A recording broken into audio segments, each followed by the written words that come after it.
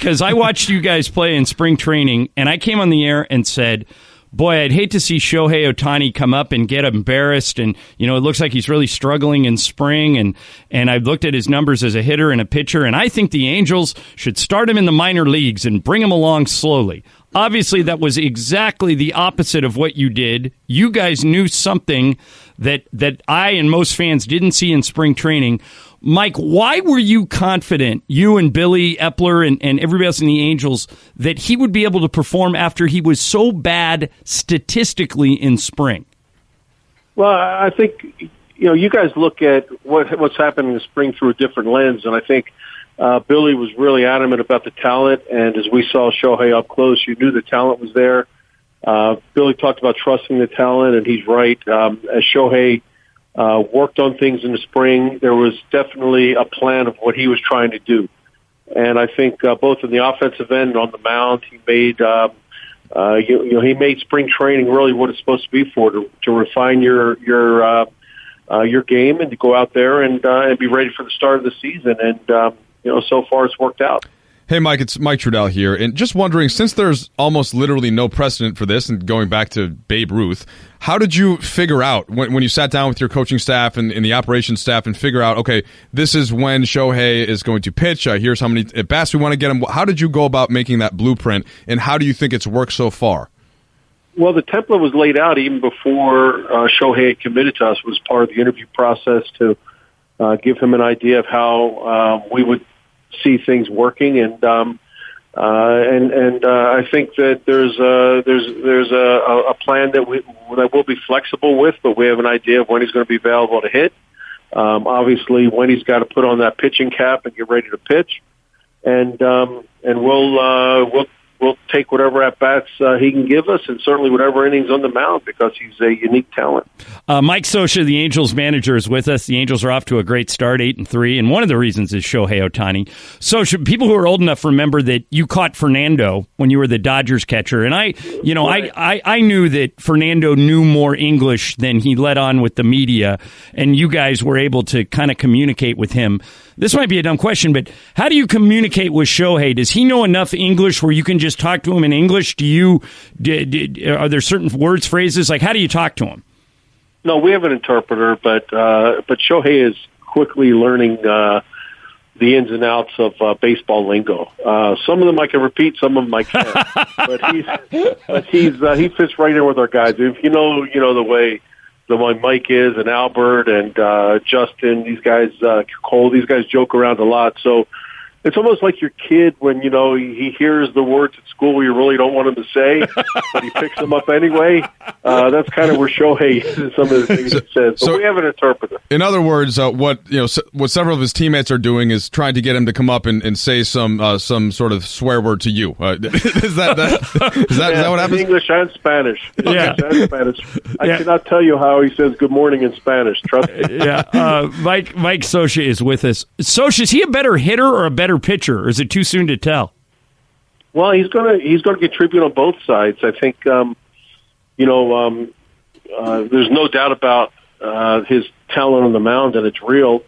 He's still a developing player, and I think that's one of the things you have to keep in the back of your mind is he's 23 years old. He has he's got some experience in playing at a very, very high level in Japan at a very early age too of playing in the Japan major leagues.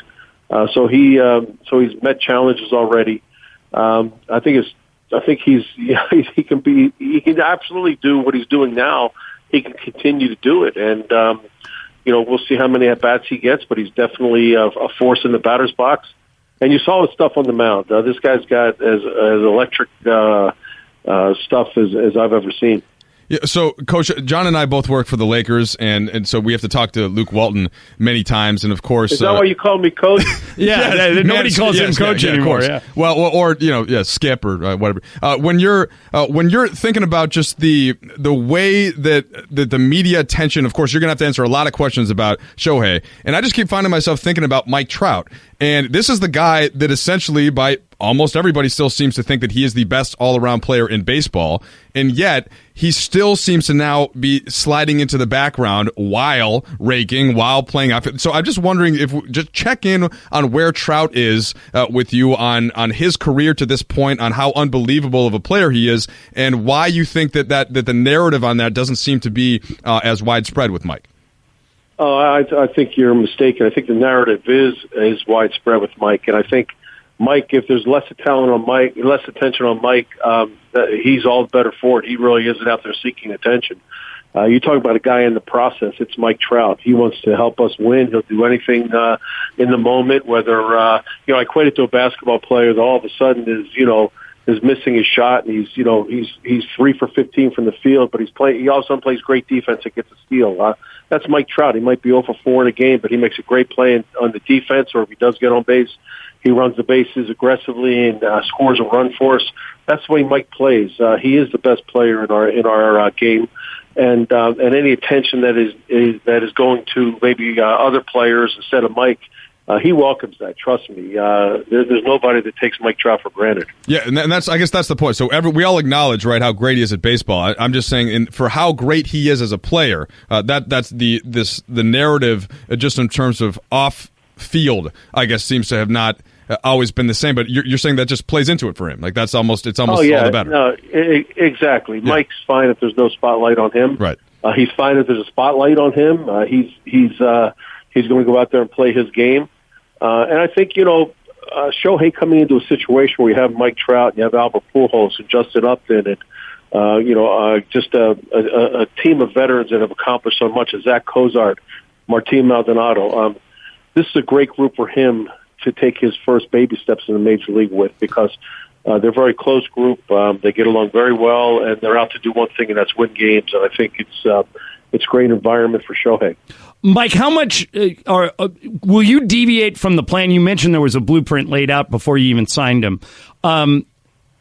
Is part of this evolving? Like, for example, do you know if he's going to play tonight? Their Rangers are starting a left-handed pitcher. We haven't seen Shohei hit against a lefty. Have you decided whether he plays tonight? Well, he hit against a ton of lefties in spring training. Right. His splits are pretty even, right? His splits are even in Japan. Yes, they are. Yeah. But he got a lot of at-bats against lefties. Tonight he is not going to be in the starting lineup, but he will be available off the bench. We anticipate looking at just some lineups moving forward. And again, you really don't go putting your lineup in ink because you never know what happens in a game, but we anticipate he's going to get some DH at-bats in the next couple days. I don't know if it's deviating because our plan is very flexible. So to say we're deviating from it, there's flexibility in our plan. And we check with our medical department. We check from a medical department every day to see exactly where Shohei is, make sure he rebounds from throwing 93 pitches, which doesn't sound like a lot, but believe me, that's a workload this early in the season. Make sure as he DHs and he's getting into the pitching routine that there's nothing that's bothering him that would maybe have to have us push him back, whether he's he's a little stiff from running or something like that. So we check every day with our medical staff to get an update on him. But to say we're deviating from a plan, John, I don't think exactly, because the plan has a lot of flexibility in it. So whatever way we go, that's built into the program for what's best for Shohei and what's best for our club.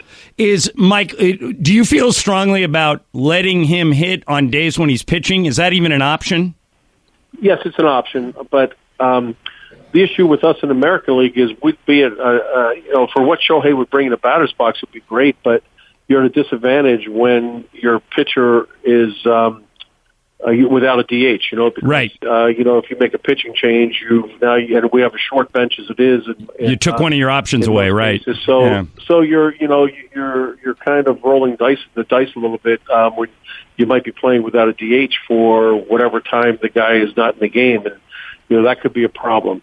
Not that it can't be done, but certainly if he happens to stack up against a National League team in their park, he does have the ability to start a game pitch and be a hitter also. And there's a couple things, a couple times during the season. I think that that's a possibility. It's fun to think about how that could play out in postseason baseball, but we'll save that for later. Well, yeah, from your lips to God's ears, right, Mike? Let's get through tonight. Yeah. I got you. I'm not. That's why I said I'm just introducing the thought. But I do want to ask you this. So I've been reading a lot about the change in swings for players, and everybody, I shouldn't say everybody, but many players going to this more uppercut swing, trying to put loft on the ball and, matching up with the pitch angle, and you could use much better, more technical terms, Mike, but I wonder how that has impacted coaching and the hitting instructors, and, if players come in, like the Chris Bryant type come in with that type of, how has all of that been playing out for you in baseball over the last couple of years?